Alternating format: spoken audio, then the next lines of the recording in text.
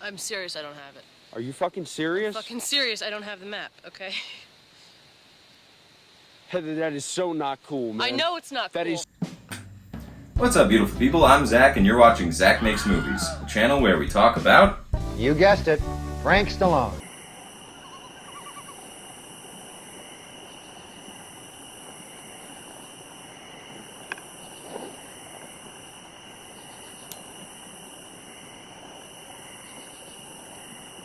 With a movie like this, and this is modeled very much after a film like Blair Witch Project, I've always felt that the first time you watch Blair Witch Project, it's one of the most frightening viewing experiences you could possibly have watching a movie. The problem is, the second time you watch it, it's nothing like the first time you watch it, and the reason for that is, ultimately, nothing really happens in the movie.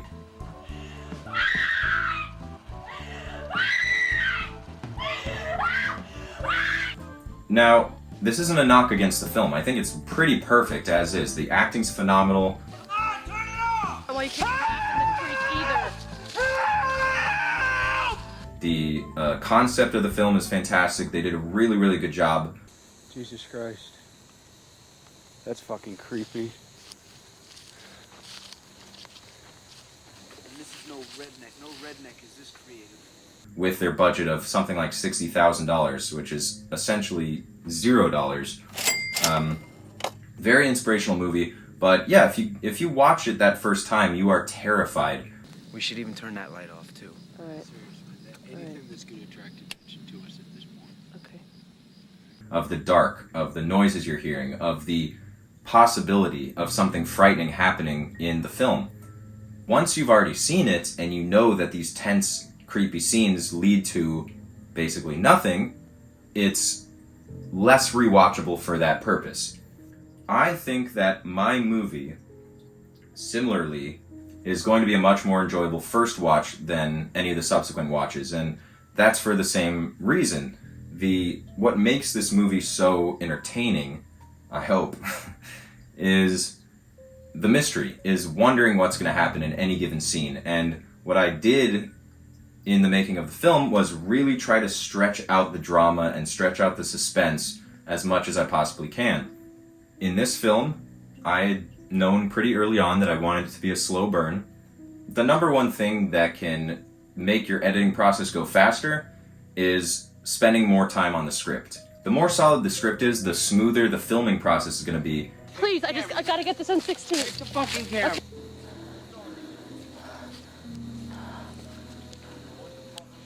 I have no idea.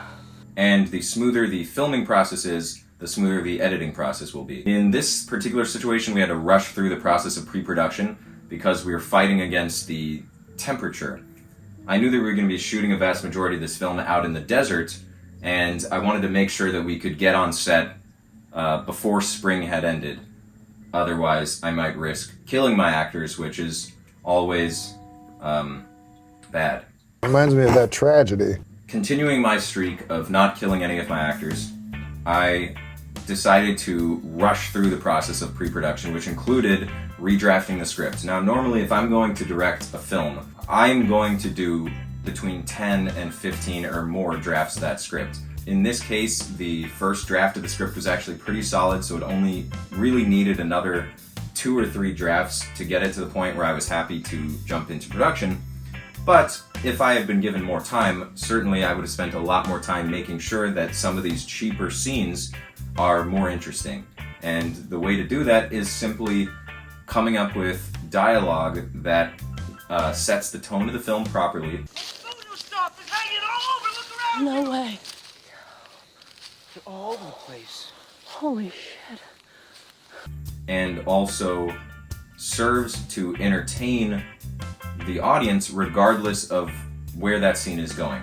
But beyond that, being as this project is under the umbrella of the genre of horror, there's a lot I could have done in writing to ratchet up the tension and the suspense throughout the film, so that a couple of scenes here and there that may feel like they're lagging a little bit won't feel that way with a little bit more work. Now, I find that when I do an early screening of a film and it's the first cut, people are a lot more forgiving because their imagination, their vision for the project is sort of getting in the way of any issues that may have made the project seem of lower quality. Whereas 6 to 12 months later, when you have much closer to a final cut, you do that same screening and it's going to be a lot different, because now you're not going, oh, this is the part where there's going to be music, or oh, this is the part where they're going to fix some of these issues in editing, or they're going to add CG, or they're going to add some sort of special effect to the scene, or they're going to fix the color correction, or they're going to fix the pacing. Once you've seen what is close to the final cut of the film, all the forgiveness goes out the window, and now you're judging it very harshly. So I'm in the phase now where I have to make sure that there are no issues in the film. And one thing that I've really come to terms with, which I think is should be pretty obvious in terms of all aspects of art or filmmaking in general, the editing process, especially on a movie like this, which, you know, a found footage film can be a lot more forgiving in terms of audio quality and in terms of picture quality because it's meant to be amateur. However, that only extends so far. And when you make a movie for a very, very, very minimal budget, which I'll reveal the exact budget of the film once we're distributed, but suffice it to say, it's essentially nothing. See, here's the thing for me. I was, as far back as the writing process, struggling to figure out how to make this movie entertaining, because realistically, in a horror movie, your character can only make so many bad decisions before you start going, fuck this guy, just kill him, just eat him, I don't give a shit. And you don't want that to happen with your character. You want people to believe the decisions that they're making, and you want people to think, fuck, maybe I would have done the same thing. That's not good. So for a movie like this, where you have a single character who's going off on a hiking trip by themselves, he's going off into the desert by himself, he has basically no protection, still going with the pull-out method. But the important thing is this. I needed to keep the movie entertaining.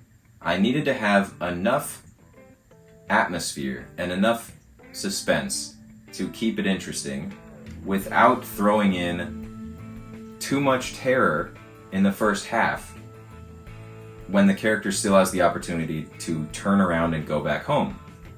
I needed to pace this movie so that it would be reasonable that the character would keep pushing forward despite some creepiness. If I pushed it too far in the first act, he would have given up and gone home. And if he hadn't, then we wouldn't have believed him. Or we would have thought he's such a dumbass that we don't really care what happens to him. And that's not what I'm looking for in this movie. So that was a very, very tricky aspect of the writing process, is figuring out how I'm going to pace this as a slow burn and still keep it interesting. Now, did I succeed in that? I don't know. You're going to have to be the judge of that. It's very, very difficult for me to know at this point. Going back to what I was saying at the beginning, I do think that it is a very entertaining first watch. One thing that I did decide to do in making this movie is turn it into somewhat of a hangout film. I've talked a lot about hangout films in the past. Hangout films are movies like Dazed and Confused and Once Upon a Time in Hollywood, where most of the movie is characters just living their lives and in such an interesting way that you want to keep coming back and enjoying being around them as much as possible. Dazed and Confused doesn't have much of a plot, but has a bunch of characters in a very ultra-specific setting that is so entertaining and so likable that you wish that you could be a part of it. Big Lebowski is another one of those movies where you just keep going back to it because you want to be around these guys again.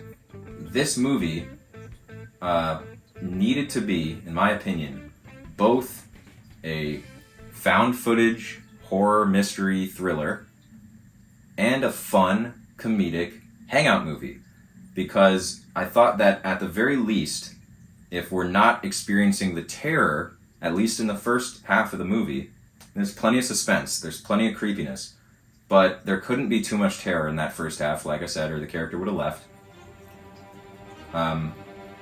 So I really made sure to make the first half of the movie in particular a successful, fun hangout movie, so that by the time the character reaches a point where things are getting terrifying, it's too late. He's now out there by himself. He's too far from civilization to hitchhike his way back home. So that was always my idea of how to pace this movie, going all the way back to the screenwriting process.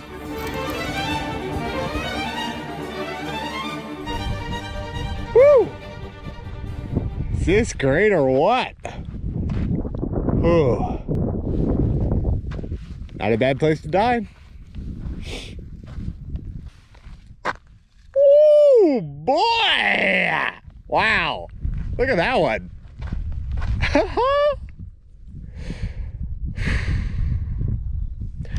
All right, so third night, he slept out in the Sonoran Desert and no, he fucking, this is the Mojave. Yeah, fuck you, Zach. So, third night, he slept out in the Mojave Desert. And that's when he saw the lights for the first time. You know, and that's gotta be a UFO, right? The lights over the hills. So he sees the lights and he starts to run after them. But before he can catch up to them, it goes dark and the lights disappear. Now he's in the middle of the desert in the dark and doesn't know which way to go. So he walks and it's pitch black. Yeah, so it gets super dark out here when the moon is in full, and in all the videos he took, it's like this thin ass crescent, right? So anyway, he keeps on walking and eventually he realizes he's too tired to continue and he's not making any progress. So he tries to find a spot that isn't too rocky or prickly, and he tries to go to sleep. Then he wakes up and a dude in his suit is standing over him. The guy asks him if he's seen anything. Aliens. The dude is wearing sunglasses at night. Men in black. Brandon smartly says nothing. Now, there's no footage of this. And even if there were, it probably would have been confiscated and deleted. But I mean, I believe him, honestly. A lot of people think he made it all up, but I don't know. I trust him. That's why I am so stoked to be able to... Ah, fuck! Shit!